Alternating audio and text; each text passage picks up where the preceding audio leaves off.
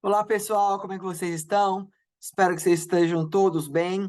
Bom, esse vídeo aqui, pessoal, essa aula aqui é uma aula extra, semelhante ao que eu fiz anteriormente, né, respondendo perguntas do capítulo 1 até o capítulo 6. Agora eu vou responder algumas perguntas que me foram feitas do capítulo 7 até o capítulo 12, né? A grande maioria das perguntas são de discípulos meus aqui da igreja, porém, uma ou outra, né, foram de pessoas que fizeram aí pelo YouTube. Tudo bem, pessoal? E também eu faço esse vídeo extra para dar tempo, né, de todo mundo que está acompanhando conseguirem chegar na última aula postada, que foi a aula 12, né? Para que então vocês possam comigo continuar acompanhando os vídeos. Eu já tenho gravado, se eu não me engano, até Atos 17 já pronto, né? Já no cronograma para ser liberado toda segunda e toda quinta-feira, mas eu sei da correria, eu sei da dificuldade de alguns para sentarem, prestarem atenção, né?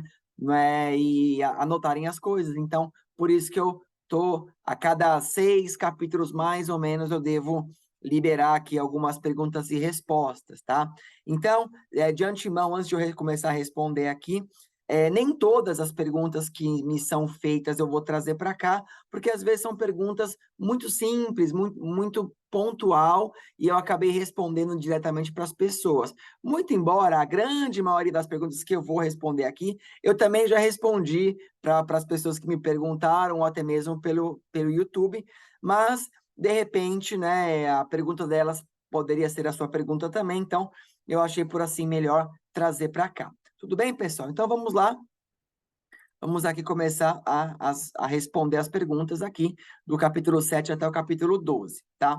Então, pergunta referente ao capítulo 7. A pergunta foi a seguinte: quando Deus se fez visível a Estevão, apenas Estevão que o viu, bem como não houve ali uma voz de Deus, ou a voz de Jesus, né? Essa situação foi diferente da situação de Paulo, quando o mesmo tem um encontro com Cristo. Se Deus permitisse as pessoas, naquele momento da morte de Estevão, ouvirem a sua voz, possivelmente Estevão não seria apedrejado e Paulo não seria tocado por Deus? Seria a morte de Estevão o primeiro passo para a conversão dos não-judeus? Se sim, Estevão não só foi o primeiro mártir, como primeiro gatilho disparado por Deus para atingir os gentios? Bom, vamos responder aqui rapidamente essa primeira pergunta aqui. Bom, a grande questão, pessoal, a pessoa que faz a pergunta, ela deu uma relacionada entre dois acontecimentos, né? O acontecimento da morte de Estevão, mas antes de morrer, Estevão viu a Deus e viu o Senhor Jesus de pé, né?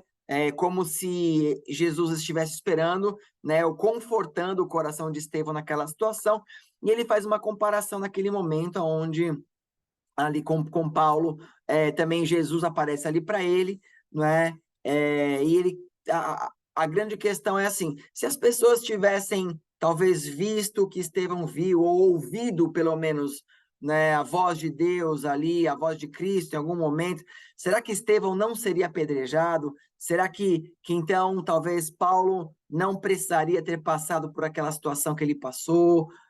Enfim, como é que a gente responde essa dúvida, né? Primeira coisa que eu quero dizer é o seguinte: mesmo que lá no apedrejamento de Estevão as pessoas tivessem visto o que ele viu ou ouvido de repente a voz de Deus, na minha opinião, eu não acredito que haveria mudado coisa alguma. Por quê? Porque quando a gente estuda o relato bíblico, quando você estuda os evangelhos, por exemplo, você vai ver que os fariseus, os judeus que perseguiam desde aquela época Cristo, são os mesmos que continuam perseguindo aqui os apóstolos, né, ou a igreja primitiva. Eles olhavam para Cristo e não viam ele de jeito nenhum como Messias. Por quê? Porque eles esperavam um Messias libertador, eles esperavam um Messias que ele fosse vir e fosse guerrear com Roma e acabar com aquele império e libertaria os judeus, né? Obviamente, eles não acreditam que o Messias ele é Deus, ou ele é filho de Deus, por assim dizer, né? Mas que o Messias é um homem comum. Até hoje, o judeu acha que o Messias que virá, ele é um homem comum, porque o judeu tradicional, ele continua ainda esperando o Messias. Mas isso não é o caso aqui. O ponto é que, como aqueles homens, eles não acreditavam de maneira nenhuma que em Jesus ou nos discípulos, eles provavelmente iriam achar, né, que, olha, essa imagem quem está criando aqui é o diabo, ou é Beelzebu, ou é algum dos demônios, né? Isso aqui é feitiçaria, é magia negra, né? Então, eu não acredito que isso mudaria alguma coisa. É tão fato isso, pessoal, que quando vocês estudam, por exemplo, o Antigo Testamento, por exemplo, quando Moisés ele liberta o povo do Egito que estavam como escravos, acontece um monte de milagres, né? Tem lá as pragas, acaba acontecendo em toda a história, desde a época da libertação dos judeus até, sabe, até a época de Jesus ali, Deus enviava milhares de sinais que as pessoas viam, ouviam, porém, nada disso mudava com que elas se desviassem. Elas sempre acabavam se desviando, sempre acabavam deixando Deus de lado, né? Então aqui eu acredito que nada ia mudar, pessoal, né? Então respondendo a pergunta, mesmo se Deus tivesse feito um sinal ali para que as pessoas vissem ou ouvissem, eu não acredito que mudaria alguma coisa na história, continuaria sendo exatamente como aconteceu. Isso é a minha opinião, tá bom? Aí, na capítulo 8, a pergunta do capítulo 8 foi a seguinte: com a imposição de mãos, Pedro e João oravam e as pessoas recebiam o Espírito Santo. Uma pessoa nova na fé, que aceitou Jesus, mas ainda não possui grande intimidade com Deus, essa pessoa pode receber o Espírito Santo através das orações e imposição de mãos dos outros?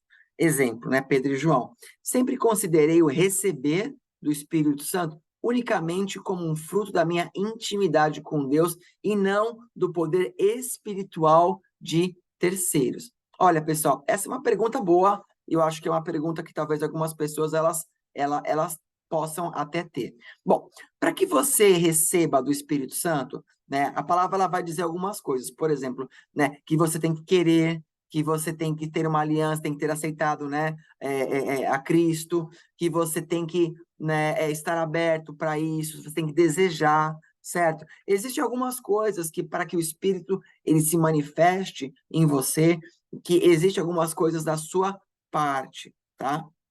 Agora, na minha caminhada cristã até então, eu já tive várias experiências, por exemplo, de ver e de até mesmo realizar em retiros ou algo do tipo, né, onde o ambiente estava totalmente focado e voltado a Cristo, né, onde estava todo mundo ali, né? Então, pessoas que impuseram as mãos em outras pessoas, essas outras pessoas receberam do Espírito Santo, né?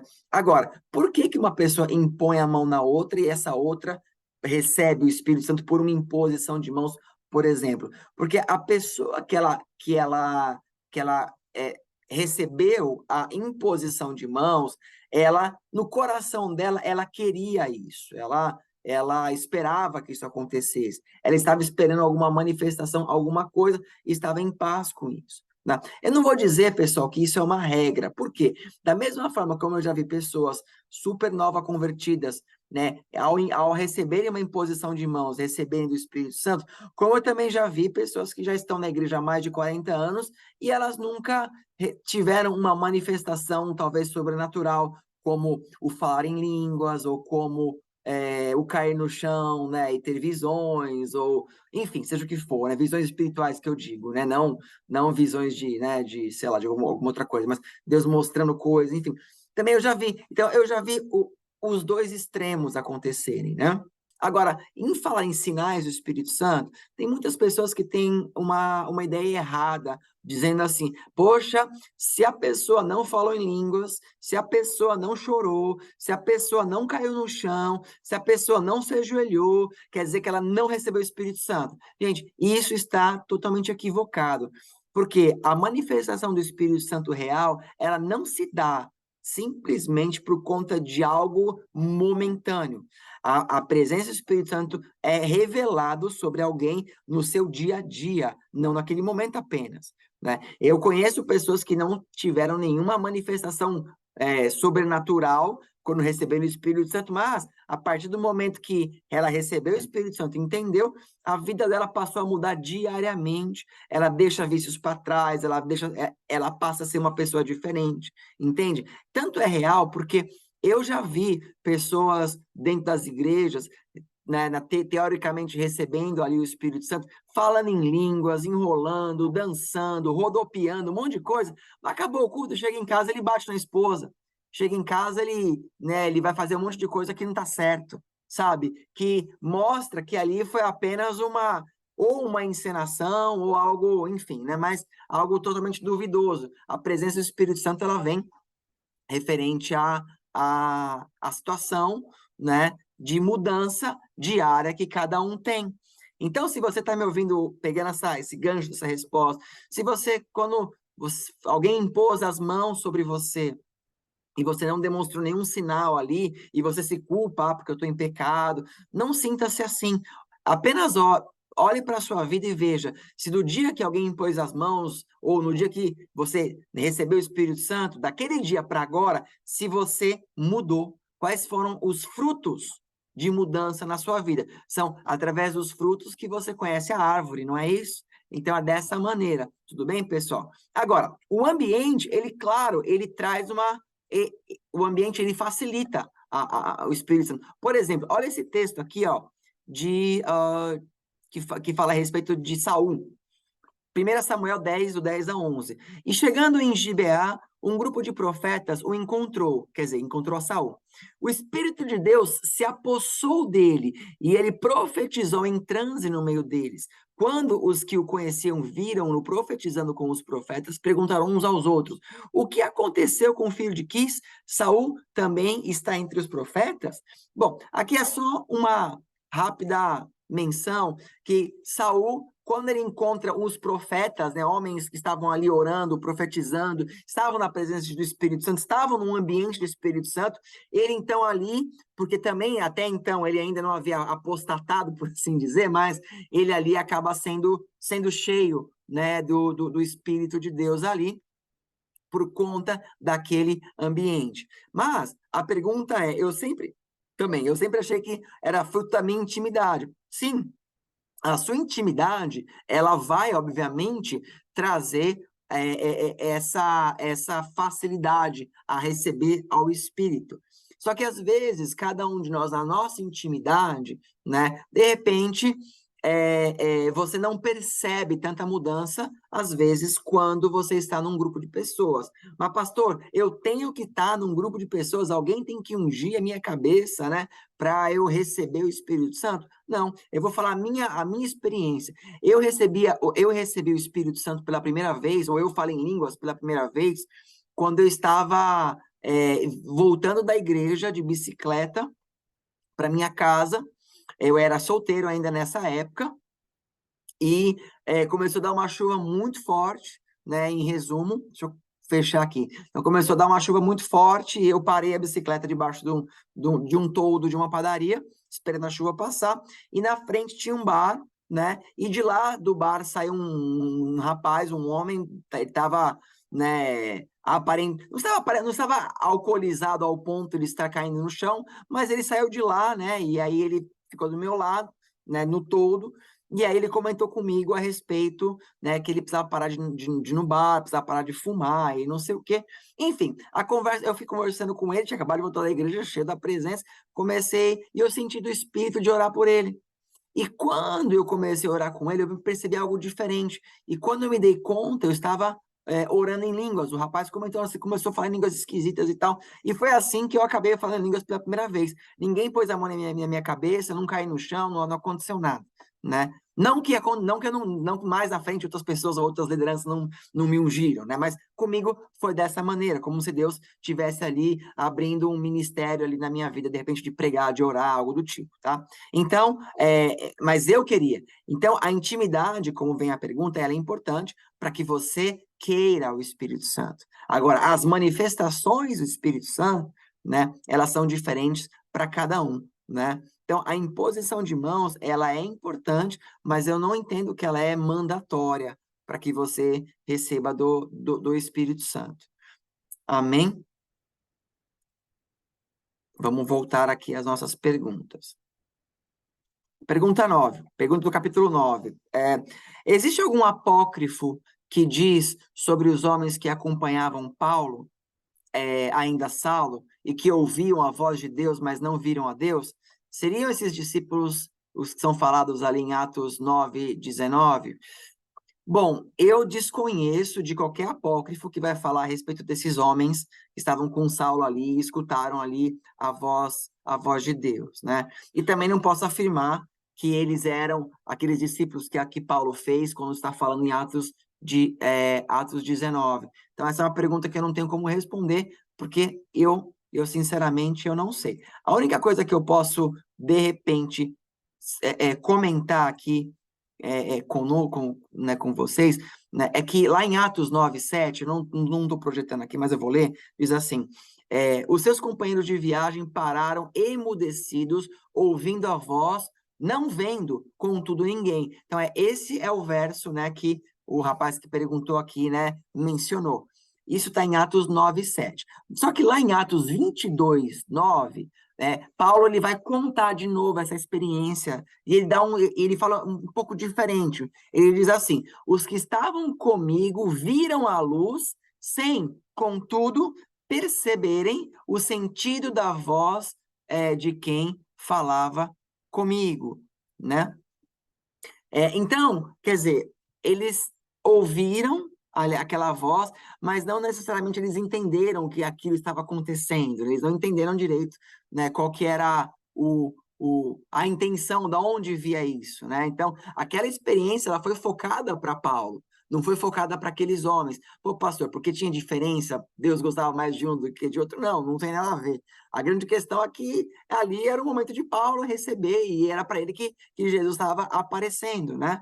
E Jesus tinha um chamado ali para ele, o Pai tinha um chamado ali para ele. Ó, em João 12, do 28 ao 30, fala assim: Pai, glorifica o teu nome. Então veio uma voz do céu, e eu já o glorifiquei, e ainda o glorificarei. A multidão, pois, que ali estava, tendo ouvido a voz, dizia ter havido um trovão. Outros diziam: foi um anjo que lhe falou. Então explicou Jesus: não foi por mim que veio essa voz, e sim por vossa causa. Então, só chama atenção porque a voz falou com Cristo. Teve pessoas que ouviram aquilo como um trovão, um som, mas não conseguiam entender o que era.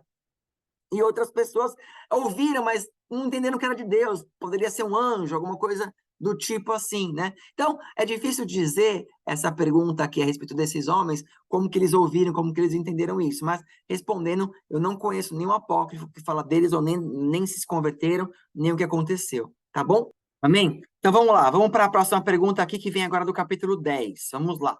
Capítulo 10, agora a primeira pergunta. A pergunta é: em Atos 10, 42, ele nos mandou pregar ao povo e testemunhar que foi a ele que Deus constituiu juiz de vivos e de mortos. Seria essa passagem uma testificação de Isaías 33, 22? Então vamos ler os textos que aqui o rapaz que perguntou mencionou. Vamos lá. Está grande aqui. Pronto.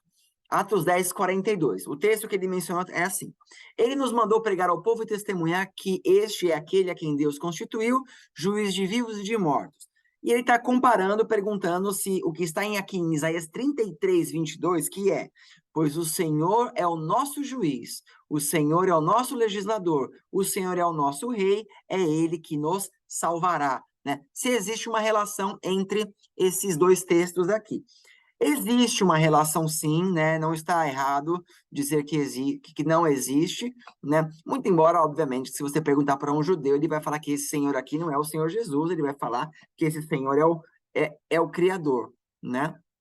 Contudo, como é que eu posso, por que eu digo que existe, né? Olha só, né? Primeiro, porque quando Deus, né, proclama Senhor de todos, né, para dispensar a paz, né, ou para começar a pregar e a justificar, né? Então ele está dando um senhorio total a Cristo, a todos, né, desde vivos e de mortos, para julgar, né, aqueles que serão salvos ou que não serão salvos. Por quê? Porque Jesus Cristo, ele ganha a legitimidade de ser o nosso representante, uma vez que ele passou por este mundo como carne e sangue, venceu, quer dizer, ele não pecou em nada, se manteve na fé, então ele recebe essa autoridade, nós somos representados por ele, né? Então tem alguns textos, para corroborar. João 5, do 22 ao 23, fala assim: além disso, o Pai a ninguém julga, mas confiou todo o julgamento ao Filho, para que todos honrem o Filho como honram o Pai. Aquele que não honra o Filho, também não honra o Pai que o enviou. Verso 27 aqui do João 5. E deu-lhe autoridade para julgar, porque é o Filho do Homem. Apenas como um comentário, existem algumas igrejas que falam, né, não sei se é o correto colocar Jesus, né, porque o Pai está acima de Jesus, a gente fala muito de Jesus e tal, mas, na verdade, obviamente, aqui está dizendo que o Pai é acima dele, o Pai ninguém julga, o Pai é acima, né, e ele confiou o julgamento a Jesus, e ele fala assim, que ele espera, né, que honrem o Filho como honram o Pai, e aquele que não honra o Filho, não honra o Pai, compreende? Você honrar a Cristo é obedecer o que Deus está mandando fazer, honra a Jesus, porque ele é merecedor, né? Em Atos 17, que até que nós não chegamos ainda, mas diz assim: pois estabeleceu um dia em que há de julgar o mundo com justiça, por meio do homem que designou, e deu provas disso a todos, ressuscitando-o dentre os mortos. Amém? Então, todos esses aqui estão relacionados junto com Isaías, e, né, que é citado aqui quando Pedro está pregando de Jesus ali para Cornélio em Atos 10, 42. Tudo bem? Pode-se dizer que a conversão de Cornélio fazia parte do plano de Deus para preparar Pedro para receber Paulo como apóstolo dos gentios e quebrar a imagem, né, que a salvação era unicamente para as ovelhas de Israel? Bom, uma coisa é fato, Deus ele espera que todos se convertam, porém Deus ele não obriga que ninguém se converta. Então a conversão de Cornélio, ele não foi uma obrigação de Deus, na verdade, né? Nós vemos que Cornélio ele começa ali de repente a entender que o Deus soberano, ele era o Deus altíssimo, que não havia nenhum outro Deus, ele começa ali, então, a fazer as suas orações e dar as suas esmolas. Agora, a partir do momento que Cornélio, ele está com o coração para Deus, ele quer se converter e chama a atenção de Deus como um memorial, então Deus ele vai juntar ali o útil com o agradável, né? Então, ele vê que Cornélio, naquele momento, ele já está com o coração, e Deus vai usar, sim, aquela situação para então mudar, em princípio, a cabeça de Pedro, porque Pedro, ele ainda tinha aquela cabeça mais dura, preso àquele judaísmo, onde apenas os judeus que teriam, de repente, a oportunidade de serem salvos, e o restante do mundo não teria essa oportunidade, né? Então, sim, Deus usa essa situação, né? Porém, nós vemos que Deus não fica só ali, né? Porque depois dessa situação de Pedro com Cornélio, né? Deus ele vai acabar usando ali nos próximos capítulos outras pessoas que estão em outros lugares, inclusive o próprio Paulo, a pregar e a levar o evangelho ali para outras pessoas, né?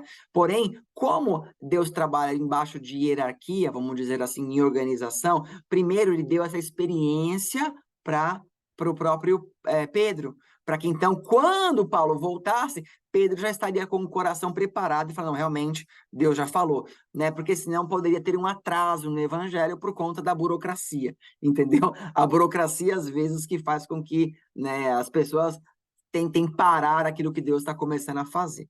Tudo bem? Vamos para a próxima pergunta. Próxima pergunta aqui.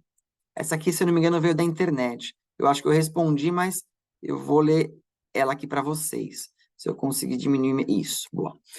De fato, é muito interessante que Cornélio havia se voltado a Deus, sendo que, como você falou, não haviam pregado para ele, já que os judeus não são proselitistas. O que será que o convenceu a respeito do Deus único, do Deus altíssimo, né? O que né, convence ali ele a responder ali, né? Ele a se converter. Ora, a palavra não fala né, o que, que levou a ele a isso. Então, tudo que eu comentar aqui, ele vai ser uma opinião minha própria pessoal, tudo bem?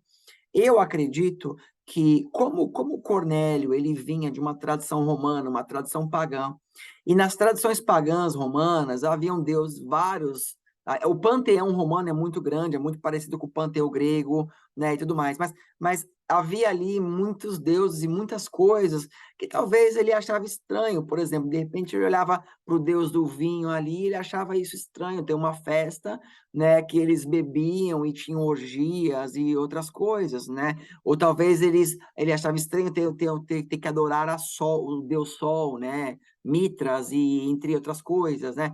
E aí, quando de repente, por ele ser romano, ele está envolvido ao próximo ali mesmo, né, dos judeus ou dos cristãos, né, principalmente dos cristãos aqui agora, né, ele de repente começa a perceber que a postura deles era diferente, que eles morriam pelo seu Deus, que eles lutavam por isso, né? Então, de repente, aquilo começou a chamar a atenção dele, ele foi sentindo, né? Ele foi sentindo essa presença, né? A palavra do Senhor diz que quando não tiver quem pregue, até as pedras clamarão, né? Então, às vezes, os pássaros, o vento, enfim, Deus ele pode usar qualquer situação para tentar nos induzir no bom sentido, nos inspirar, melhor seria, a recebê-lo, a receber a presença dele. Então, eu acredito que talvez em graus comparativos, ou ele comparando os deuses com D minúsculo com o Deus Criador, ou vendo situações, ele começa a perceber que ele estava muito no engano e abriu ali o seu coração, né, para fazer o que era correto,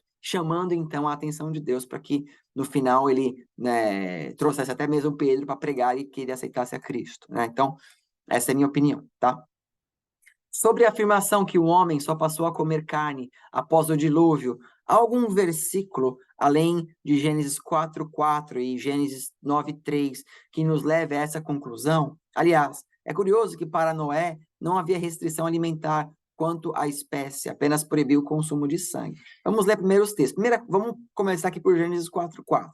Fala assim: Abel, por sua vez, trouxe as partes gordas das primeiras crias do seu rebanho. O Senhor aceitou com agrado Abel e sua oferta. Então, aqui a gente, literalmente falando, estamos vendo aqui realmente um primeiro sacrifício. Mas aqui não diz que Abel comeu esse sacrifício, né? Diz que ele entregou ali, provavelmente ele levantou ali, ele queimou essa oferta, provavelmente assim como os judeus eles faziam.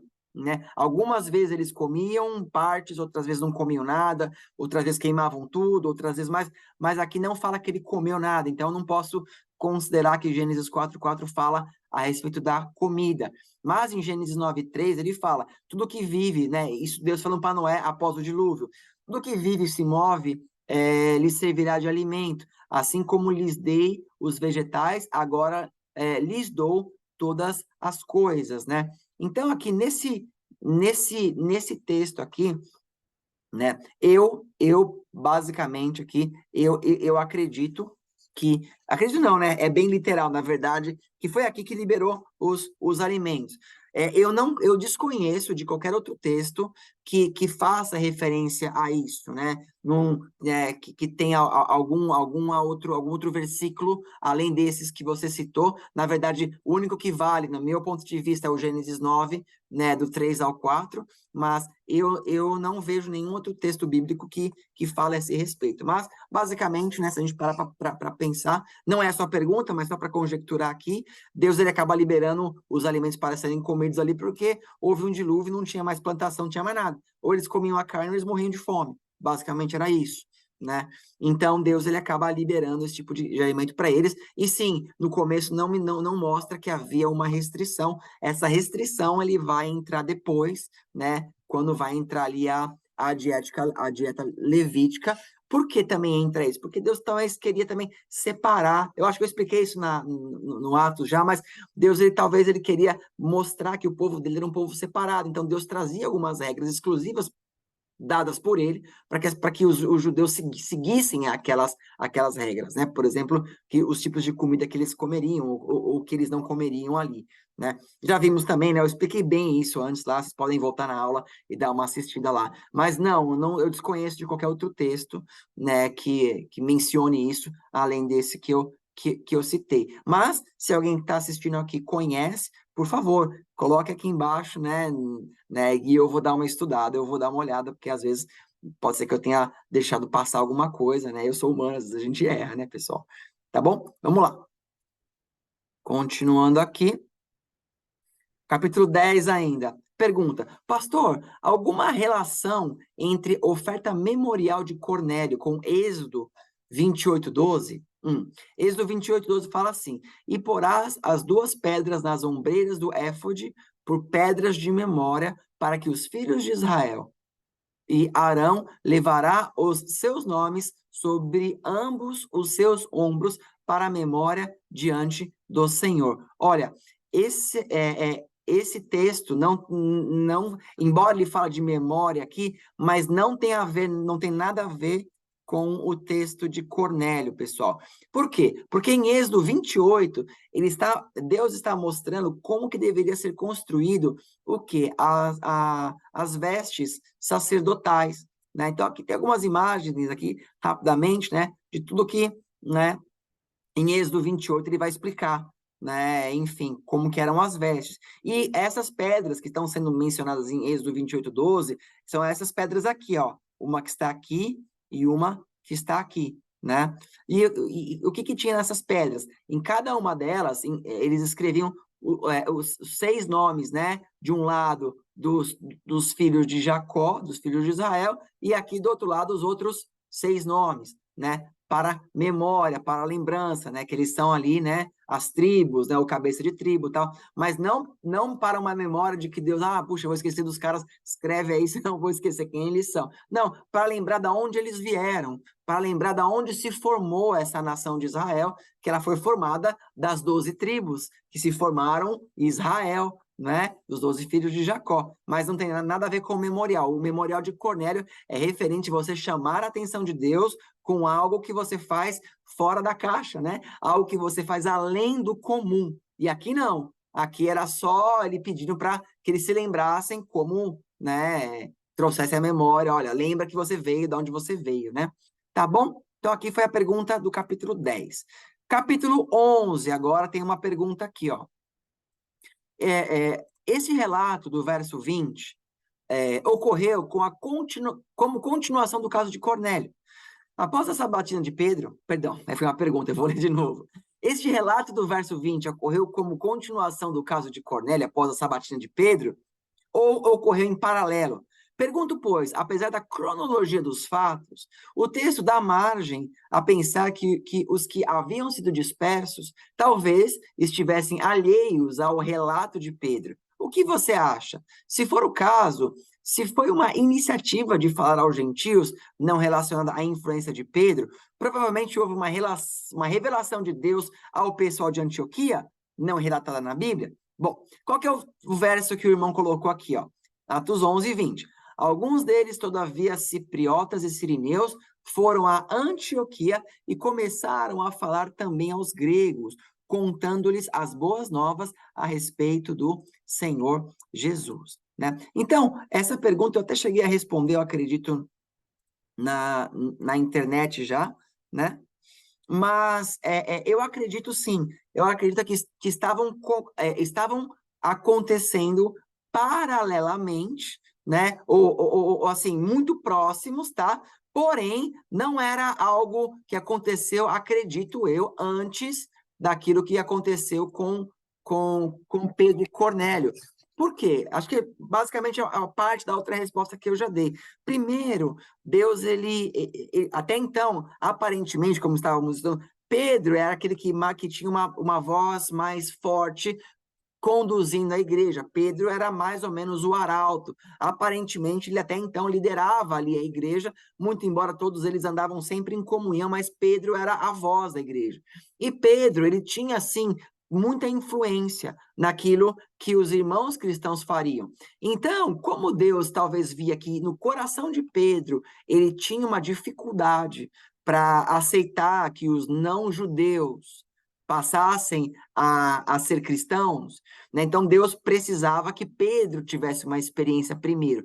Então eu creio que Deus ele usa essa experiência com Cornélio e Pedro ali para que Pedro entenda. Mas de repente, no mesmo dia ou um dia depois, enfim, algo muito próximo, talvez Deus deu sim alguma experiência ali para aqueles irmãos, ou o Espírito falou no coração deles, algo do tipo, que eles também começaram a fazer a mesma coisa lá do outro lado. A Bíblia não relata, obviamente, como que isso se deu, né? Não, ela relata apenas o de Pedro, a experiência, mas não vai relatar a experiência dos outros ali. Mas eu acredito que foi algo realmente muito paralelo, porque se não tivesse acontecido a experiência com Pedro, na hora que os apóstolos, perdão, na hora que os discípulos voltassem, né, de Antioquia, enfim, das outras cidades, e chegassem e comentassem o que eles fizeram, talvez Pedro ia achar que aquilo era uma heresia, e talvez ele poderia incitar os outros apóstolos contra isso também, e então a igreja começaria a ter uma divisão.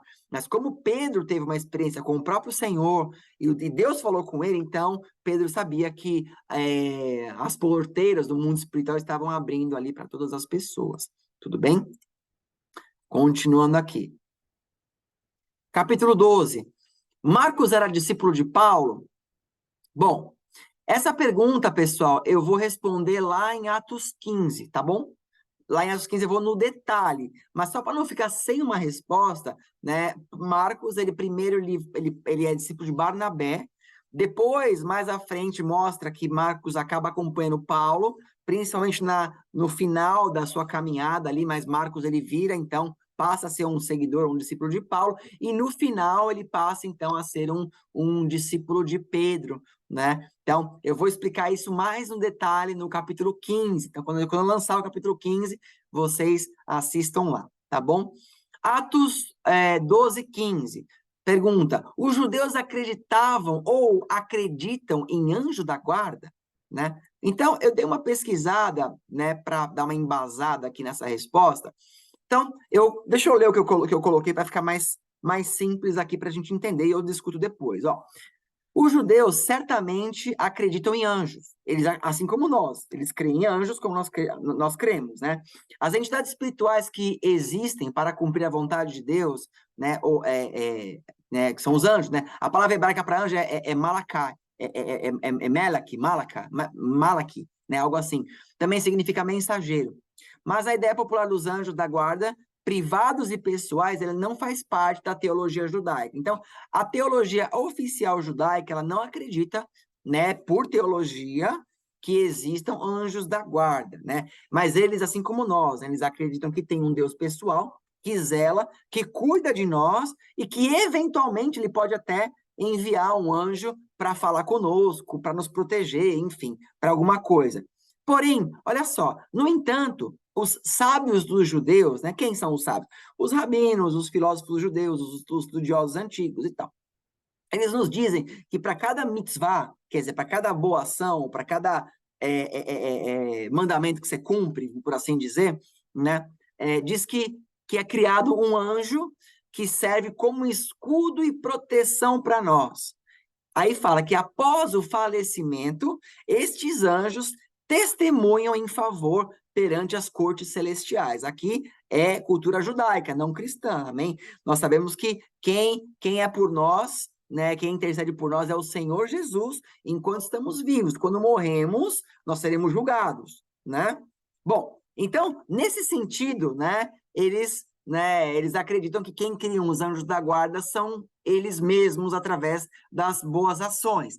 Então, quando nós voltamos ali para aquele texto, né, porque o irmão que colocou essa pergunta, ele vai colocar, né, por conta daquele momento que Pedro ele é solto da cadeia, e quando ele chega na porta da casa ali da mãe de Marcos, né, Maria, a igreja estava orando, uma menina, ela vem, ela olha, e ela fala, Pedro, essa porta, e o pessoal começa a falar, não, você tá maluca, Pedro tá preso, né, aí alguém tira o sarro, deve ser o anjo da guarda dele que tá aqui, falando por ele, né, mas era ali mais ou menos uma tiração de sarro. Contudo, toda tiração de sarro, não toda, né, mas toda brincadeira às vezes tem um fundo de verdade. Então, a pergunta ela foi válida, por isso que eu trouxe, e sim, alguns judeus, eles acreditam que os anjos da guarda, eles existem, eles aparecem, né? E eles podem interceder por você quando você morre, né?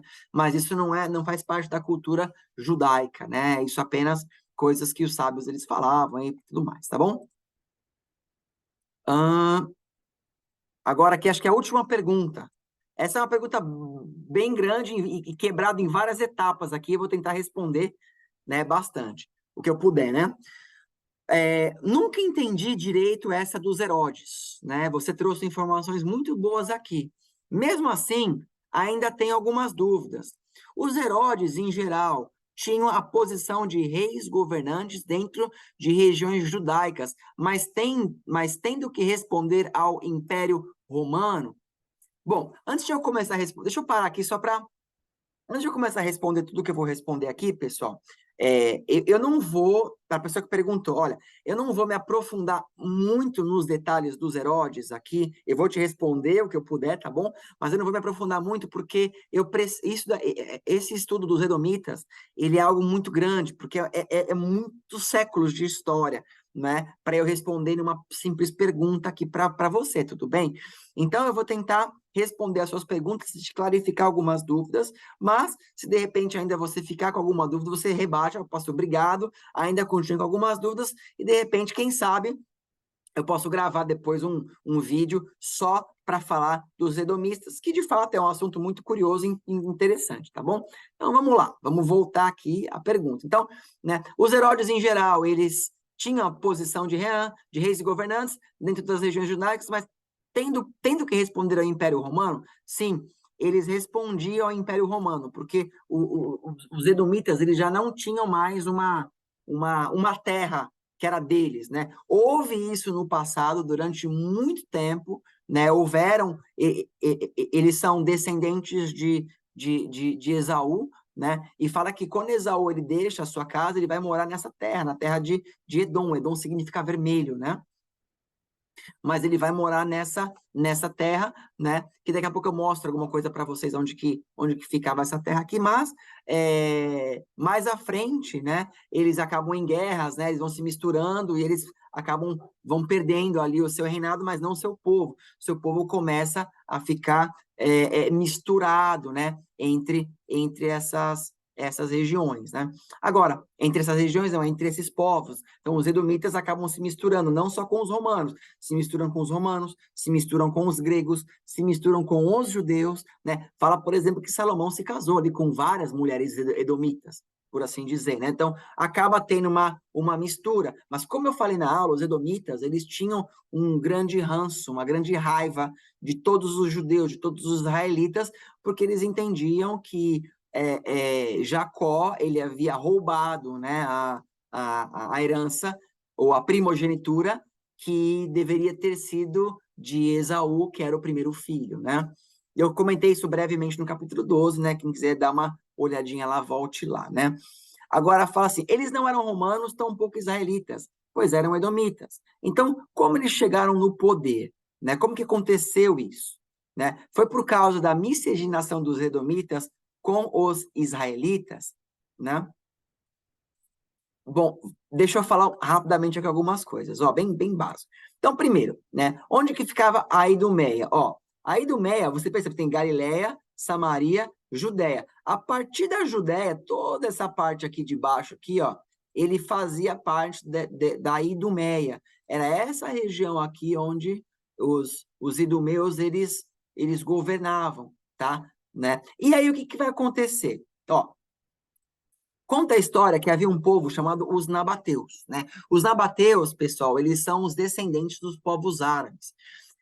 E fala que eles, na época, os edomitas, nesse século aqui, 4 antes de Cristo, ainda os edomitas tinham uma terra. Então, toda essa região aqui era a terra dos edomitas. Só que os nabateus, que eram os árabes, eles vieram e começaram a conquistar toda essa região que era dos edomeus e passaram a ser dos nabateus, né?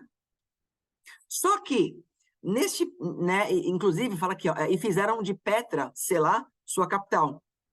Aí o que aconteceu? Os idumeus, o Edom, ele se alia a Alexandre o Grande e depois aos romanos para expulsar os nabateus do seu território, né? Então aqui, deixa eu voltar aqui minha tela, parar aqui. Então, o que acontece? Eles tinham ali uma terra deles ainda, até o século 4 a.C., mais ou menos, Porém, começaram a vir esses povos que são descendentes dos árabes, os nabateus, e começaram a conquistar eles. Eles começaram a perder seu território. Eles tinham um povo e estavam perdendo seu território. Como Alexandre o Grande ele era um conquistador de cidades, de povos, né? Eles se juntam a Alexandre o Grande, olha, né, prefiro que fique com você essa terra do que fique com eles, mas vamos se juntar e depois eu fico aqui, vou governando, né? Vou servir vocês, a gente estamos juntos, estamos no mesmo balaio. E aí eles fizeram isso. Mais na frente, quando os romanos começam a ficar mais fortes do que os gregos, aí esses idumeus se juntam aos romanos. Entenderam? Eles vão se misturando com quem está ganhando. E eles vão ficando ali, né, para continuar naquela região. Já que eles não podem ficar ali como donos da região, ao menos eles servem ali, né, na região que eles moravam ali, né? Agora, olha só, né, mais ou menos aqui, ó, de 64 a 37 a.C., houveram os macabeus, né? Que eles eram uma dinastia dos asmoneus que governaram, né, esse lugar, e eles impuseram a religião judaica. Então, o que aconteceu? Houve uma revolução dos macabeus nessa região aqui, né? Inclusive na Bíblia Católica tem lá o livro apócrifo, né, que conta a história dos macabeus, é muito, muito curiosa, lê a história, que é uma história verídica ali. Não estou dizendo para você basear sua fé em doutrina no livro dos macabeus, tá bom? Estou dizendo só que a história é histórica, é interessante. Né? Deixa eu abrir minha tela de novo aqui para vocês verem. Vocês se lembram que eu comentei? Essa região aqui era dos idumeus. De repente, né, vem lá os descendentes dos árabes, conquistam essa parte e arrancam os idumeus fora.